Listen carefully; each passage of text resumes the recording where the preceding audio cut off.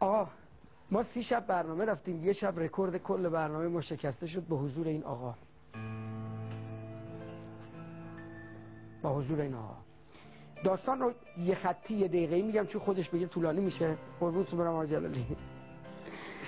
سلمان وهابی بوده، بعد مولوی وهابی بوده، یعنی دیگه خودتون در نظر بگیرید. تا حالا چند نفر رو از اهل تسنن وهابی کرده بود؟ یه سلام بکن. بسم الله الرحمن الرحیم. سلام علیکم و رحمت الله. نزدیک 500 نفر تا 1000 نفر رو 500 نفر تا 1000 نفر رو وهابی کرده. وهابی که قتل شیعه رو مجایز، شیعه رو هم جایز میده، هم ناموس شیعه رو هم مال شیعه رو، هم ناموس هم ما. خیلی حرفه ها. ببینید وهابی ها کجای کارن. چند تا شیعه بکشی میری بهشت؟ اصلا خدمت شما که 7 تا شیعه 7 تا شیعه رو بکشن، یعنی ببینید چجوری ذهنشون رو شستشو میدن که آقا 7 تا شیعه بکش بدون سوال و جواب، برو در جوار پیغمبر تو بهشت. منو ببین چه منطقیه. این آقا وهابی بوده. حالا گوش کنید داستان رو، من یه خطی بگم چون حرفم با سلمان امروز یه چیز دیگه یه داستان زندگیش رو یه بار گفتیم و مدال طلا هم بهت دادن دیگه، قهرمان شدی. ابی پر بیننده ترین برنامه شما بود. سلمان وهابی بوده، رو مخ یه بچه شیعه کار میکنه که بلکه اینم سنی و وهابی کنه. خب جالبه، میگه حدود 60 تا کتاب به بچه شیعه دادم، هیچ تأثیری توش اتفاق نیفتاد. یه روزی بچه شیعه اومد به من گفت تو 60 تا کتاب به ما دادی، ما یه خواسته از تو داریم. گفتم چیه؟ گفت ما یه مجلسی برای حسین داریم، یه شب پاشو بیا تو مجلس ما. میگه محرم شروع شد، من یک روز هی بهانه آوردم، مراسم عقب انداختم تا شد شب عاشورا، دیدم دیگه نمیشه دیگه، قول بهش دادم.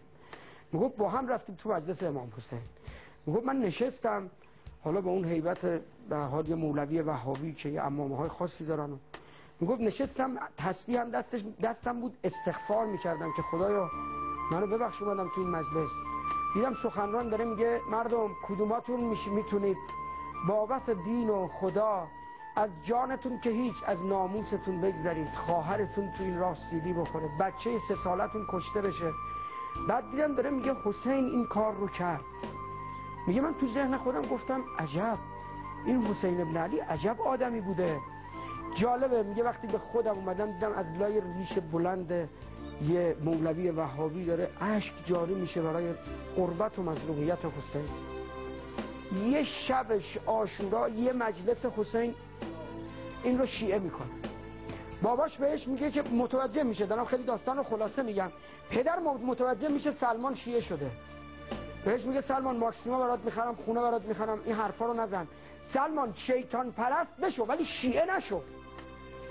میگه گفتم نه بابا، من راهمو انتخاب کردم.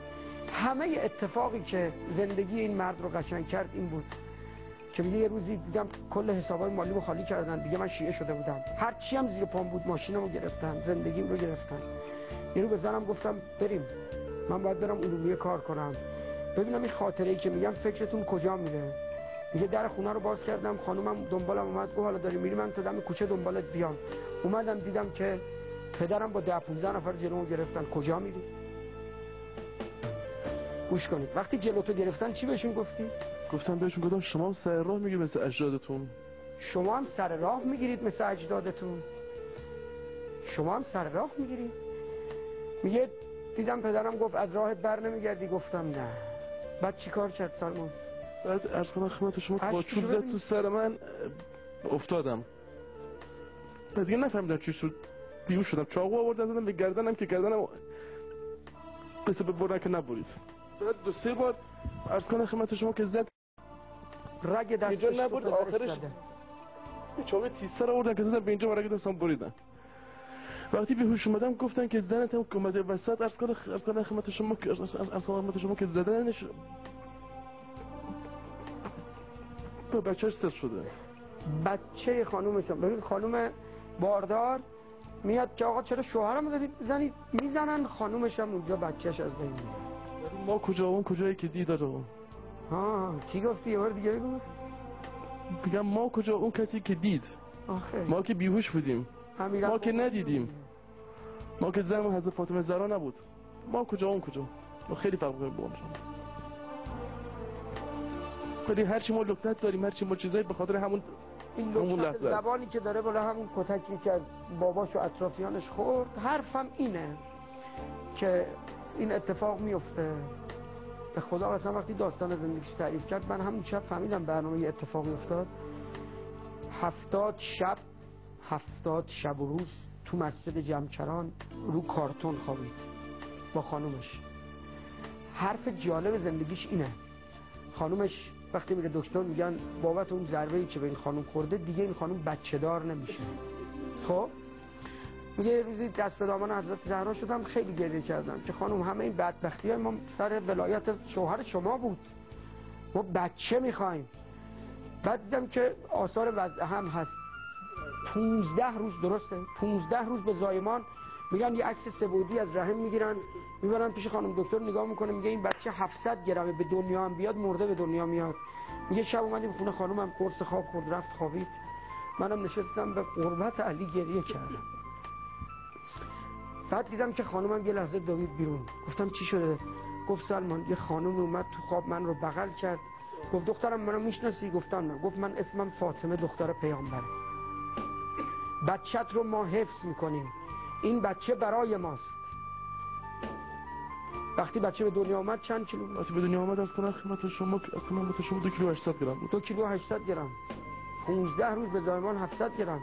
موقع به دنیا آمدن 2 کیلو 700 گرم. انقدر این بچه زیباست. به اسمش هم فاطمه گذاشتیم به خاطر همون روایتی که داره که اگه اسمش فاطمه گذاشتید هیچ وقت عرض کنم خدمت شما که نه بزنید نه داد بزنید سرش. بخاطر یه فاطمه بود خیلی داد زدن سرش، خیلی زدنش. یه جا شما یه جا به فاطمه تون هیچی نگید. اینه و به حق اون اشکایی که رو صورتت هست برای شیعه مرتضی علی دعا کن، چون تو فرق میکنی با ما. من بارها گفتم ما تو تشیع امیرالمومنین یه چک هم تو گوشمون نخورده، یه نفر داد سرمون نزده. آقای فرزاد خیلی حرف عجیبی زد، میگفت رفتم تو هیئت رزمندگان، رزمنده ها همه نشسته بودن، سلمان رو برده بودن هیئت رزمندگان. آقای فرزاد میگفت همه رزمنده ها نشسته بودن، میگفت در منم گفتم که شما اول برای ناموستون رفتید، بعد برای مملکتتون رفتید. اگه تیر و ترکشی هم تو بدنتون هست برای ناموستونه، برای مملکتتونه، برای دینتونه. اما این اگه کتک خورد برای ولایت علی کتک خورد. این اگه مادرش به هر حال مادر بچه‌هاش رو زدن به خاطر ولایت علی زدن. این با شما خیلی فرق می‌کنه.